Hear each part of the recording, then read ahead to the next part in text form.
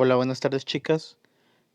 Esta será la primera clase virtual de la materia Gestión Aduanera. El tema de hoy será el pedimento aduanal. Ya lo hemos visto en anteriores clases superficialmente. Esta vez lo haremos un poco más de lleno para entrar en varias cuestiones de declaración de impuestos.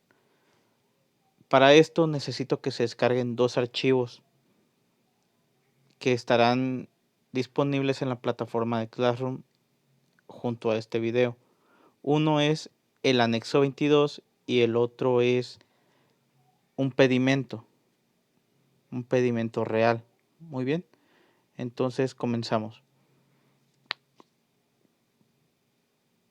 ¿Qué es el anexo 22? Bueno, primero que nada, ¿qué es un pedimento? Como ya les había dicho en clases anteriores de esta materia y otras materias, un pedimento es un documento oficial que utiliza el gobierno mexicano para la importación de productos que se ha hecho legalmente. ¿Para qué más declara el pedimento? En sí, el pedimento es el documento en el que tú le estás diciendo a la autoridad mexicana que trajiste esa mercancía o exportaste esa mercancía legalmente y se pagaron los debidos impuestos. Porque en sí, para tú decir que una mercancía es tuya, pues tú puedes presentar tu factura y ya. Pero si es una mercancía que compraste en el extranjero o es un producto que tú exportaste al extranjero, la forma en que tú puedes demostrar que esa mercancía fue traída legalmente al país es tu pedimento. Esta es tu comprobante. Este que tenemos en pantalla es un pedimento pagado de una empresa llamada Yantracto del Pacífico SADCB. Este documento es corto, no es muy largo. En sí la mercancía sí es mucha, pero solamente es un producto. Son llantas de diferentes modelos. Son provenientes de China.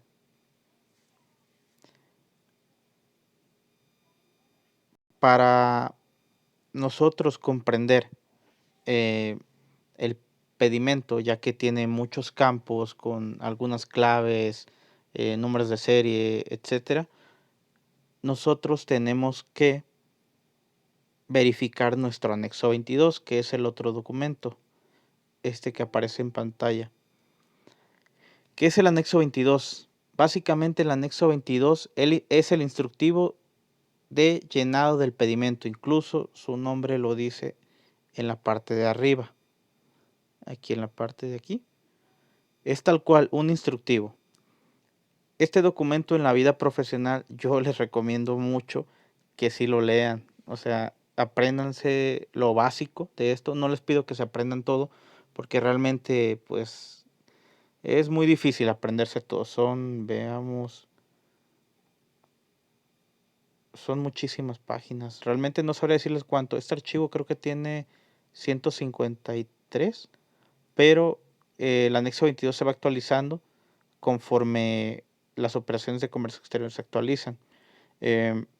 Hay veces que se agrega alguna cosa o se quita alguna otra cuestión, pero ustedes háganle caso al que yo les estoy poniendo en pantalla. No descarguen otras páginas porque se van a confundir mucho.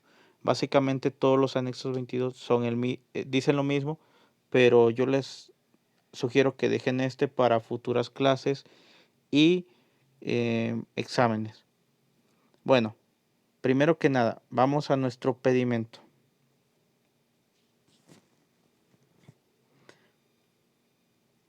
Bueno, nuestro pedimento, ¿qué nos dice? En la parte, vamos desde arriba hacia abajo.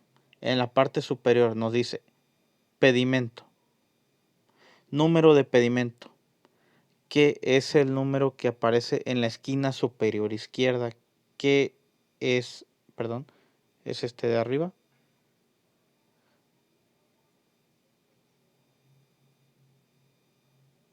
Ese de ahí, todo ese número que está ahí en la parte de arriba. ¿Qué significan esos números?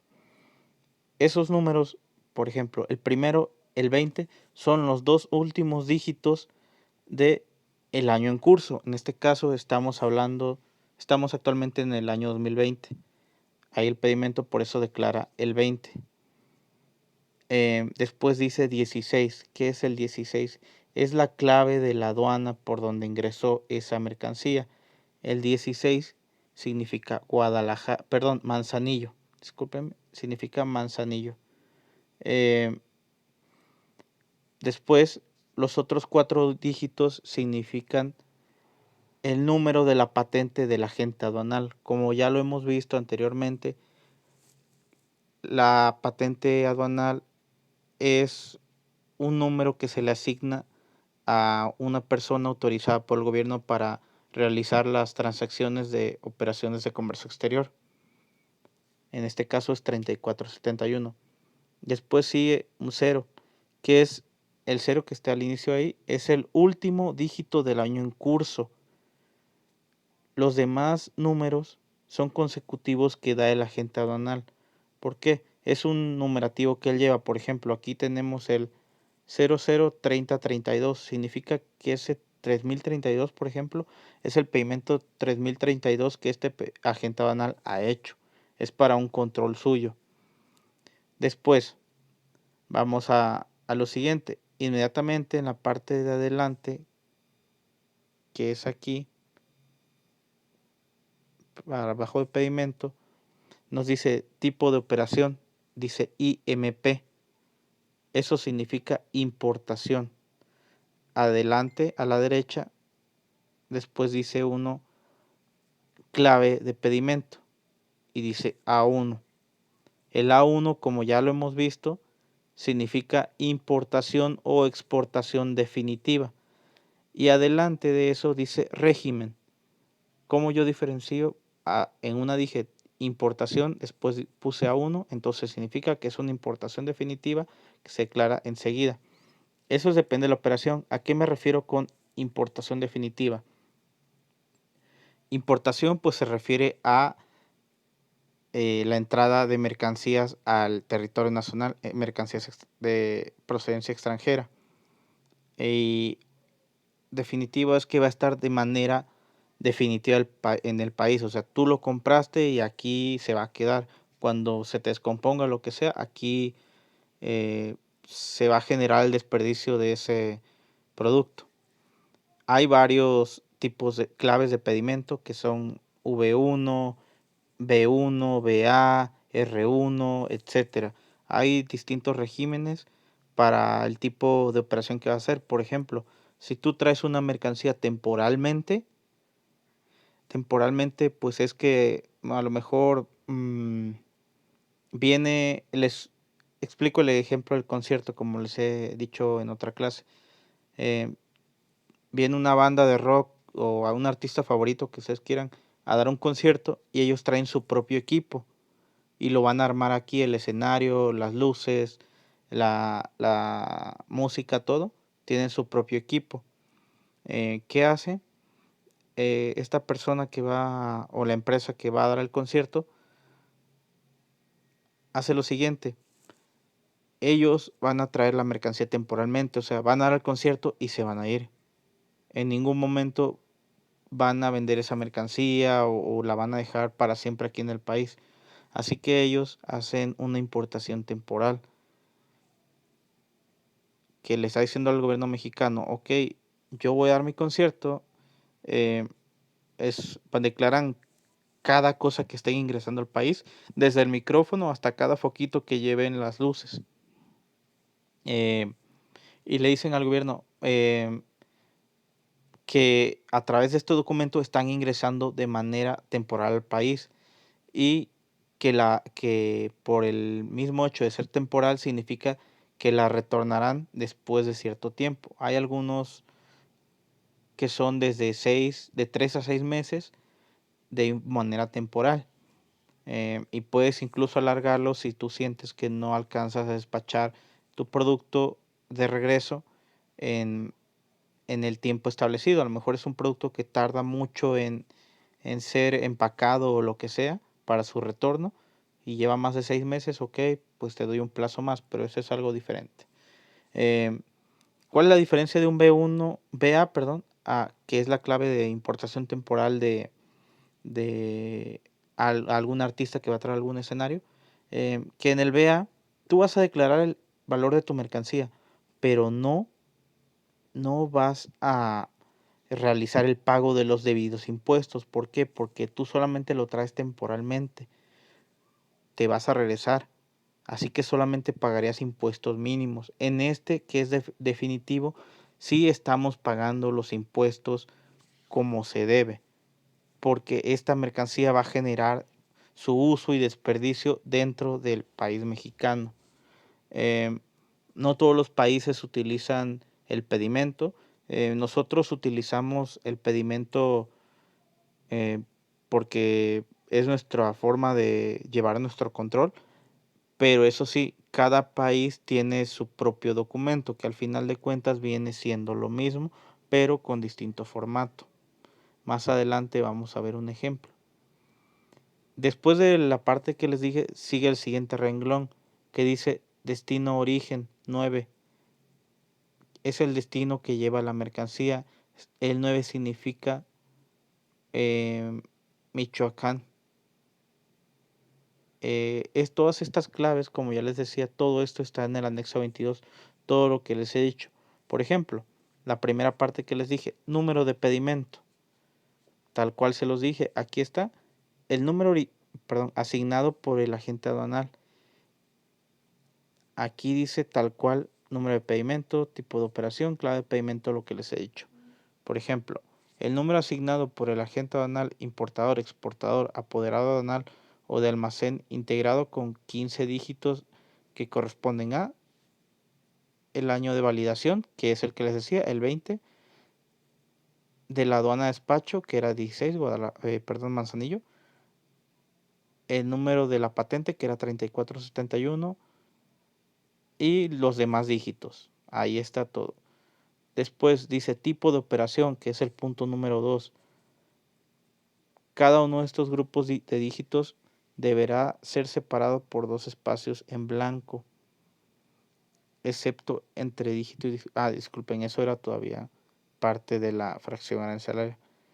Tipo de operación dice leyenda que identifica el tipo de operación, importación, exportación o retorno, tránsitos, etc. Clave de pedimento. La clave de pedimento que se trate conforme al apéndice 2 del presente anexo. Explico. Los apéndices, perdón, discúlpenme, apéndices son una serie de documentos, de archivos, que nos explican las claves. Ahí te dice, por ejemplo, ¿qué es la clave A1? La clave 1, exportación o importación definitiva. En un momento se los voy a mostrar. Después dice punto número 4, régimen aduanero en el que se destinan las mercancías, etc. Volvemos al pedimento.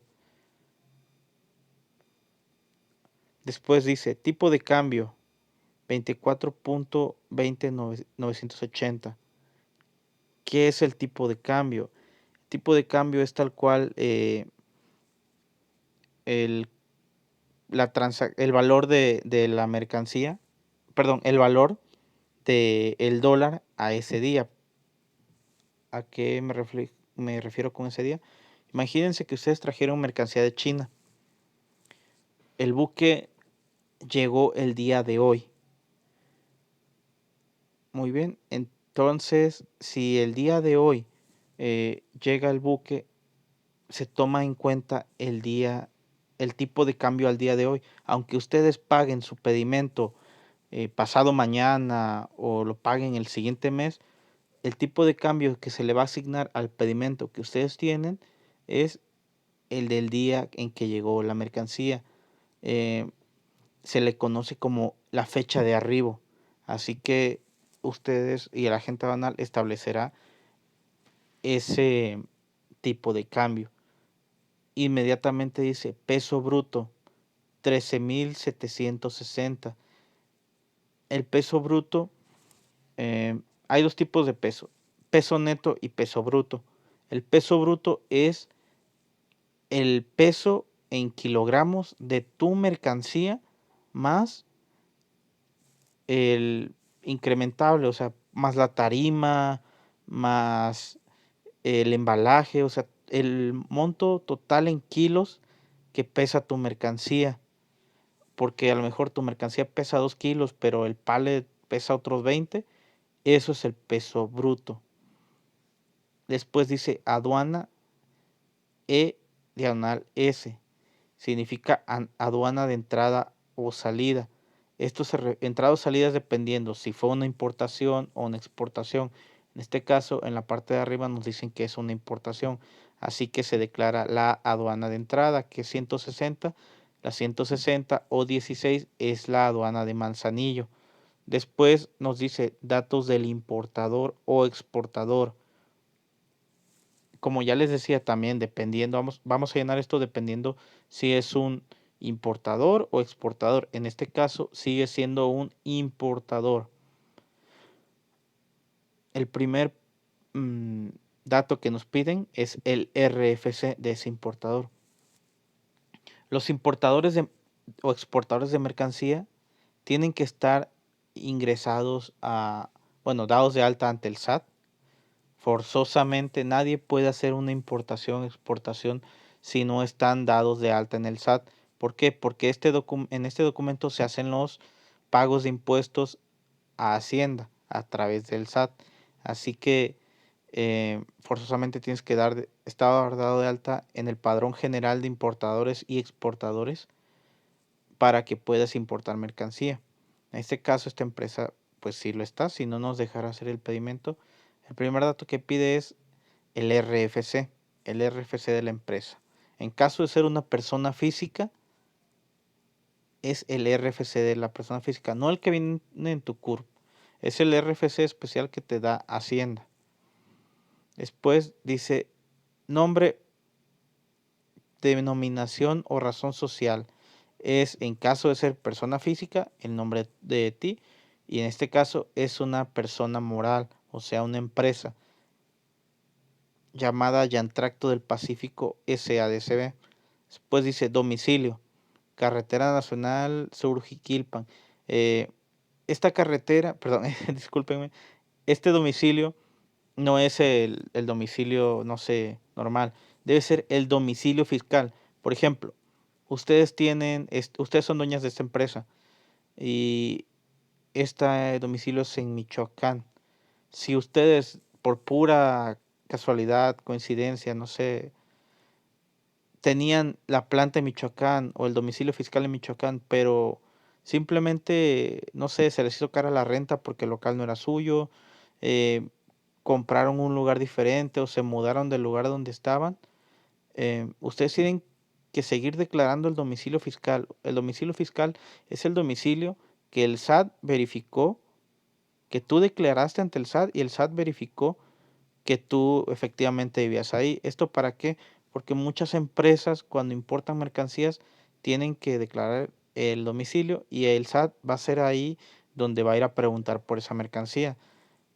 Si ustedes dijeron este domicilio y al final están en otro, el SAT puede hacerles multas, incluso embargar la mercancía, porque se da a entender que estás haciendo un siniestro, estás cambiando de domicilio la mercancía que importaste.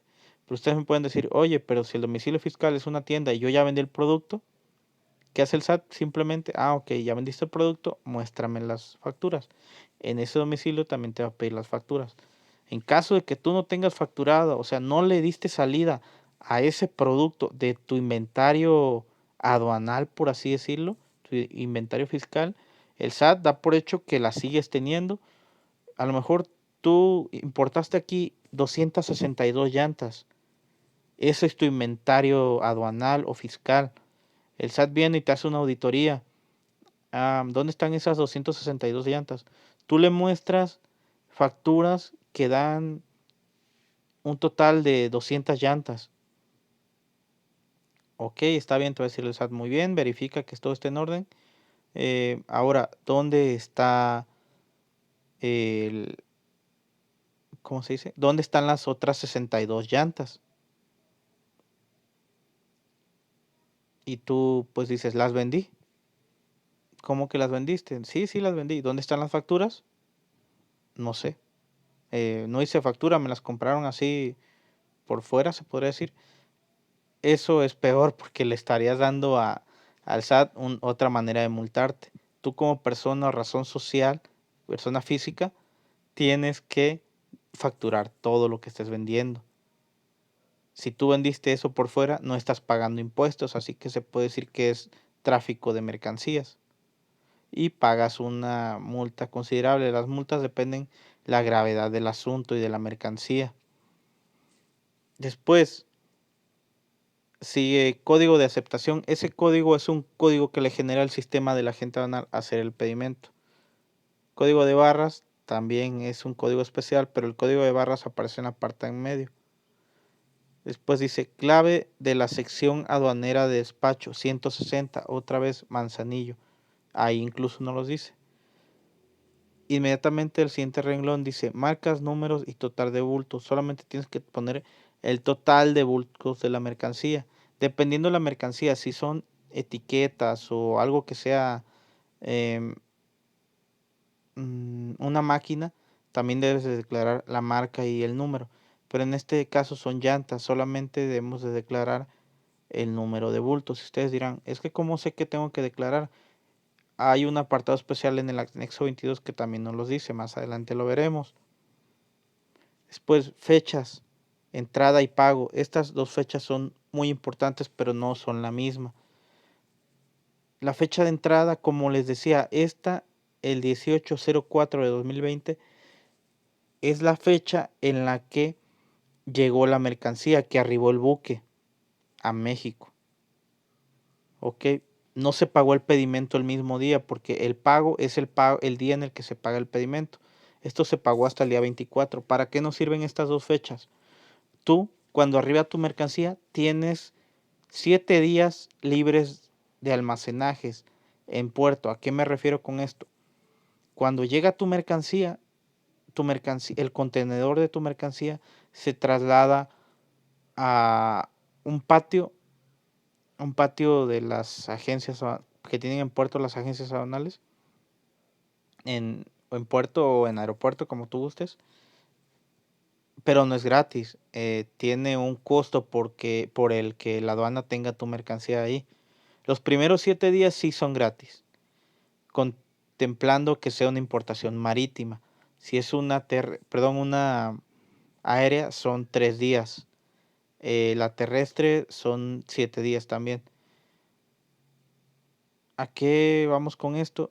O sea, son 7 días libres de almacenajes. O sea, tú en esos 3 días y 7 días no vas a pagar ningún almacenaje por tener la mercancía ahí, nada.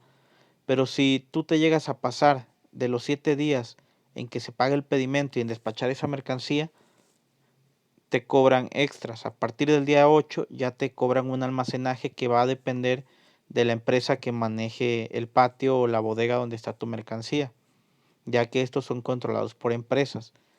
En este caso se pagó el 18, perdón, entró el 18, se pagó el 24, son 18, es el primer día, 19, 20, 21, 22, 23, 24.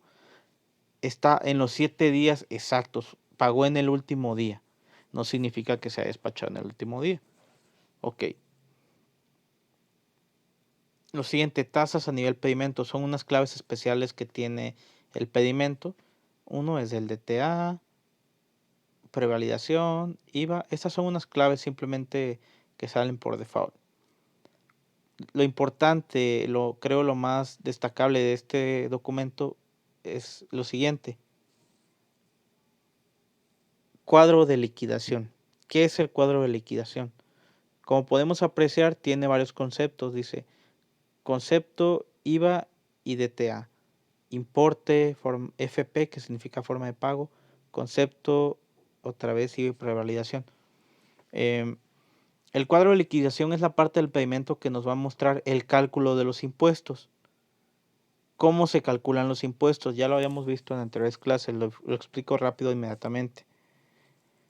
Tú tienes una factura. Si nos vamos a la parte de arriba, el valor de tu factura es el valor en dólares.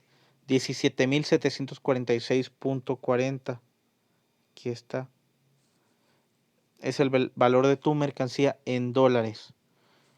Eso lo vas a multiplicar por el tipo de cambio, que es 24.20980, y te va a dar el precio pagado o valor comercial, o sea, el valor que te costó tu mercancía en pesos.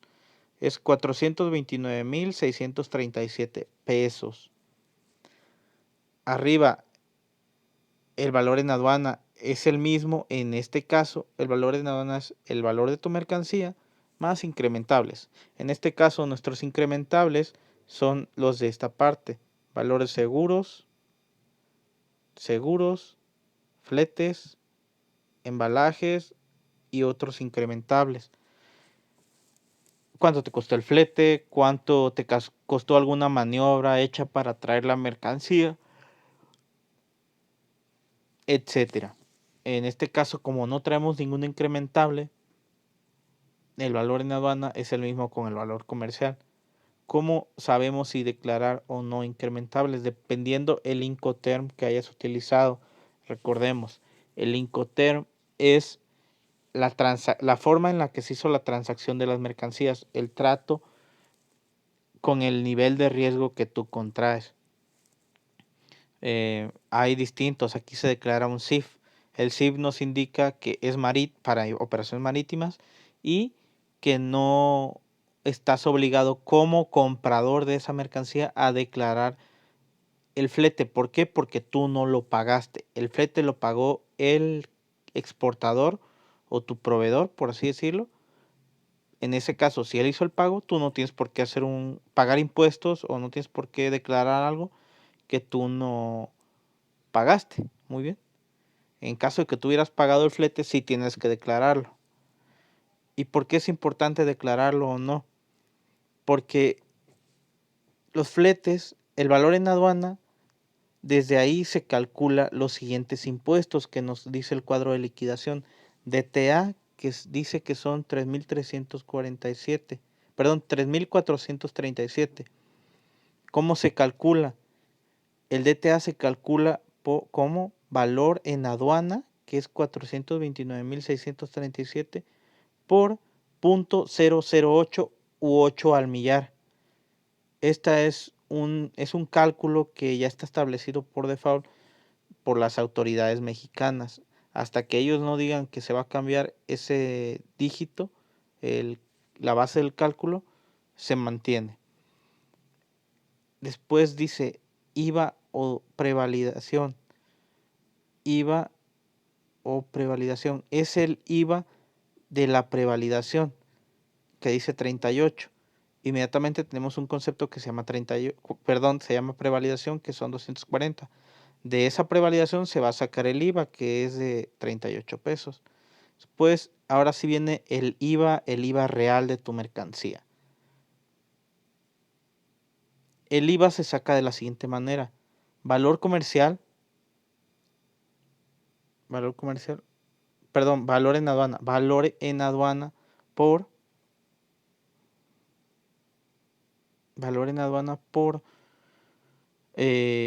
disculpen, es valor en aduana más DTA más prevalidación.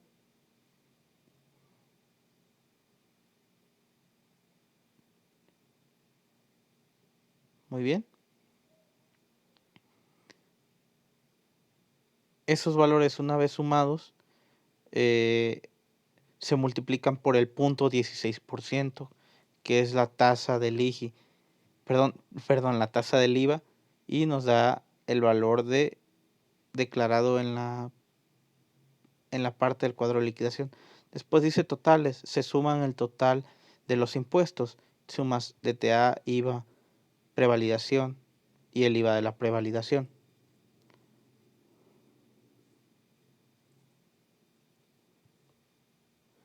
Muy bien, continuamos.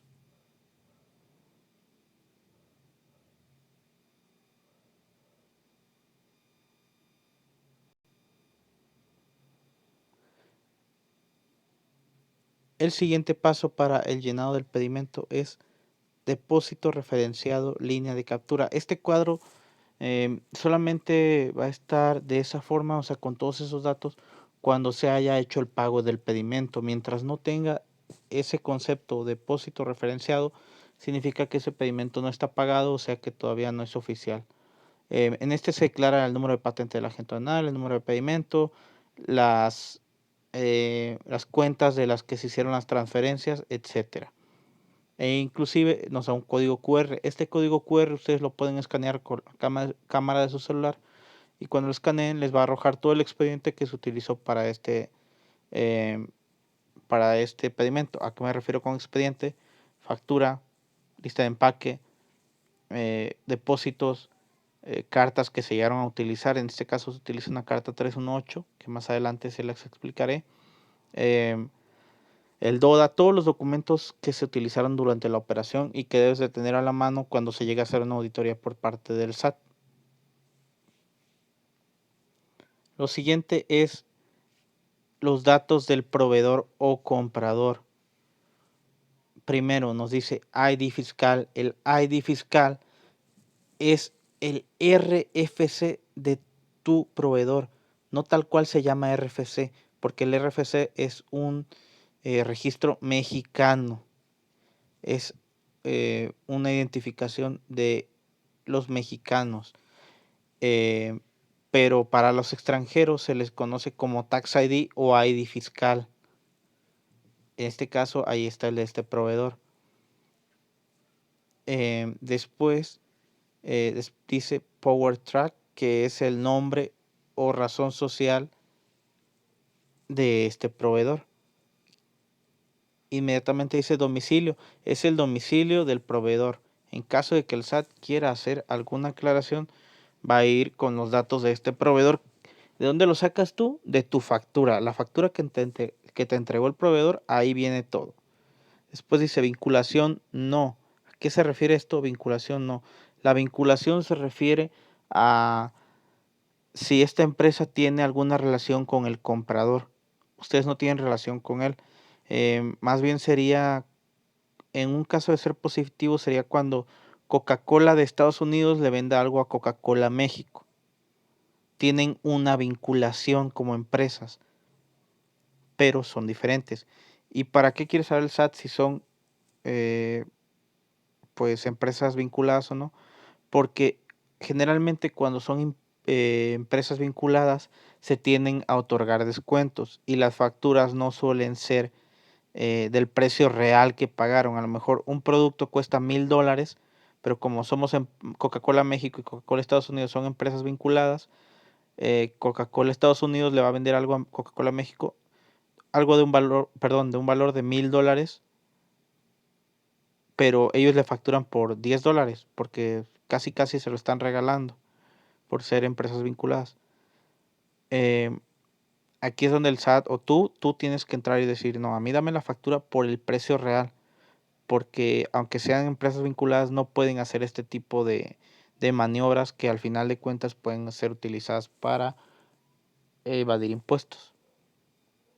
Siguiente campo dice número CFDI o documento equivalente. Esto significa que declares el número de tu factura. Tu factura, la que te entregó tu proveedor, todas las facturas tienen una referencia o un número de factura. Ahí se tiene que declarar. ¿Para qué lo declaramos? Para en caso de hacer futuras operaciones no utilices el mismo, porque se supone que ninguna empresa repite un número de factura en ningún momento. Después dice fecha, es la fecha que tiene tu factura. Después dice Incoterm. Recordemos los Incoterms. ¿Qué eran los Incoterms? El nivel de riesgo que tú vas a asumir al comprar o vender una mercancía. Así de simple. Ahí se tiene que declarar. ¿Por qué lo tiene que ver el SAT? Porque ellos necesitan llevar un control de qué es lo que pactaste con tu proveedor. Ellos al ver que es un CIF ya no tienen por qué exigirte que acá en la parte de arriba declares fletes o seguros, embalajes o otros incrementables. ¿Por qué? Porque tú al decirles que fue un Incoterm CIF, o sea un pacto de CIF, estás diciéndole por default con el significado de ese Incoterm que no tienes que declarar esos campos, ya que el proveedor se encargó de realizar ese pago. Después nos dice moneda de la factura, moneda factura. Esa moneda factura es el tipo de moneda en la que está la factura. Generalmente siempre van a ser dólares. ¿Por qué? Generalmente. Porque en México solamente estamos disculpen, solamente estamos autorizados en México para declarar en dólares, euros o pesos. Como nosotros o los extranjeros utilizamos mayormente dólares, se utilizan dólares. Si fuera de la Unión Europea, generalmente también usan los euros. Después dice valor moneda factor. Es un valor factorial que utiliza Secretaría de Economía o el SAT para hacer la, ¿cómo se dice? La transmisión de la mercancía. En este caso dice 1. Y también te pide el valor de tu factura, que es 17.746.40. Después te pide datos de transporte. Esto es muy importante también. Cuando tú liberas una mercancía, o sea, la despachas, tienes que declarar los datos del transporte. En este caso, esta mercancía no se ha despachado, por eso no se declaran esos datos. Cuando se despache, tú no vas a volver a hacer este documento. Lo que vas a hacer es hacer un documento adicional que se llama DODA, documento de despacho aduanero, disculpen, en el cual vas a poner esos datos, que se va a incorporar a este documento. Después dice número de guía, embarque, ID. Ese número de guía es el número de contenedor o de guía con el que llegó este contenedor a México. Puede ser que a lo mejor no tienes un contenedor completo, tienes una mercancía chiquita, pero tú la conseguiste a través de una guía que te dio FedEx, DHL, lo que sea. En este caso es un contenedor que vino con una naviera llamada Central Cargo. Entonces tú compraste todo el contenedor, bueno, la mercancía del contenedor, ahí lo declaras. También declaras el número de embarque, que es el número de BL, que es un BL, significa Bill of Lading. El Bill of Lading o BL es tu número de guía, o más bien tu documento de la guía, como lo que te da DHL y FedEx, pero de una naviera. O sea, con eso tú también demuestras que esa mercancía es tuya. Tú se la compraste a un proveedor y te dio ese número de guía en el cual viene tu mercancía para rastrearla. Muy bien. Después viene algo que se llama clave o complemento identificador. Estos complementos son todos los documentos adicionales que se agregaron a este pedimento a través de e-document, significa documentos electrónicos. Se les da una clave por default en el sistema, pero aquí nosotros declaramos 4 cartas. No se dice el nombre. Si tú consultas el documento, ahí te dice el nombre.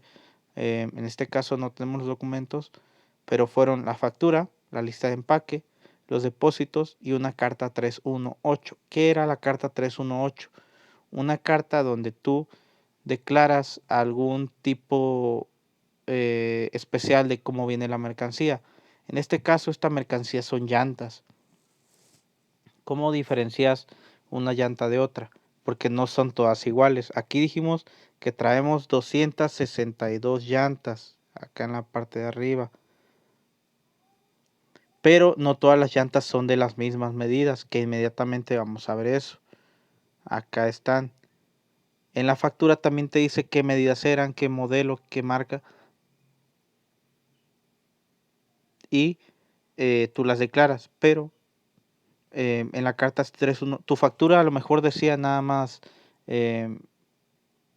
neumáticos 11R22.5 Stormer S126, pero no te decía qué dígito era la marca, qué dígito era el modelo, bla, bla, bla, bla. En esa carta tú simplemente le estás declarando al gobierno qué tipo de llantas son. porque no todas las llantas son para la misma fracción arancelaria. Mejor traes unas llantas de camión, otras para moto, otras para coche. Y aquí tú ya especificas cuáles son de cada una. ¿Por qué? Porque dependiendo de la fracción arancelaria que vayan, es el tipo de impuestos que van a pagar. En este caso, todas van a la fracción arancelaria, que es esta de acá, 40, 11, 20, 04. Esta fracción ninguna paga IGI, por lo que el IGI, como vemos en esta parte de acá, está en 0. Volviendo un poco a la parte de arriba, tenemos observaciones. ¿Qué eran las observaciones? Este campo es muy importante. Les digo, si tú... Este campo es muy importante, porque si tú hiciste algún método especial de clasificación de mercancías, o las llantas vienen mal y tú quieres decirle a la autoridad, cualquier comentario que tengas de cualquier cosa que tú necesites hacerlo saber a la autoridad, se pone en esto, además de la fundamentación legal que aquí nos muestra. La fundamentación legal de este pedimento es la que está ahí. Pero por ejemplo, en la parte de arriba, acá donde va el domicilio fiscal, a lo mejor el domicilio fiscal era muy largo y no cabía en los campos que puede declarar el agente aduanal. Acá en las observaciones tú puedes decir, el domicilio completo es tal, para eso sirve ese campo. Después vamos a la parte de abajo. La parte de abajo vienen las partidas. Ahí lo dice, partidas. ¿Qué son las partidas? Es cada renglón de la factura que tú tienes. En este caso, están enumeradas 1, 2, 3, 4. Son 4 partidas. A lo mejor tu factura, todas estas partidas venían en un solo renglón. O sea, a ti te decía que te vendieron en tu factura 262 llantas. Pero como no todas las llantas eran del mismo tipo de llanta, una era para camión, una para moto, otra para lo que sea, aquí tú desglosas porque a lo mejor son diferentes. O no, a lo mejor todas son de carro, para carro estándar, no sé. Pero ¿qué pasa? No son del mismo rin, no son del mismo modelo. Recordemos que las llantas tienen una diferencia de rines. Dependiendo el tamaño del rin es el que se usa para cada automóvil. En este caso, aquí vamos a declarar qué tipo de llantas son. Primero que nada se declara la fracción arancelaria. Recordemos que la fracción arancelaria era, ¿cómo se dice? Era nuestros dígitos, nuestro código que nos va a decir qué impuestos o cómo se debe importar una mercancía legalmente en México. Después está la subdivisión, significa si llegaste a hacer una subdivisión de algún BL, si tu guía decía que eran 1000 piezas y tú mandaste 500 y 500 en un pedimento, en este caso no hay, se le pone 0. Después 1, método de valoración.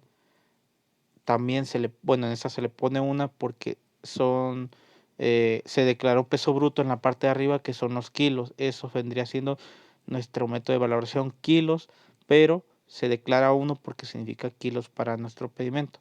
Después, unidad de medida comercial. ¿Cómo te lo declararon en la factura? En la factura nos dijeron, son 262 piezas. Ok, ese 6 de unidad de medida UMC, unidad de medida comercial, significa cómo te declaran tu producto en la factura. Me lo declaran en piezas, el 6 significa piezas, 262 llantas. En este caso, tú solamente estás poniendo que son 92, que después dice cantidad de UMC, cantidad de unidad media comercial. No vas a declarar las 62 porque son varias partidas que en total van a dar eso. Entonces, se ponen nada más las que dice ahí. Después te dice unidad de medida de la tarifa. Dice 6, que significa pieza también, y se vuelven a declarar. ¿Por qué se declara 2 veces?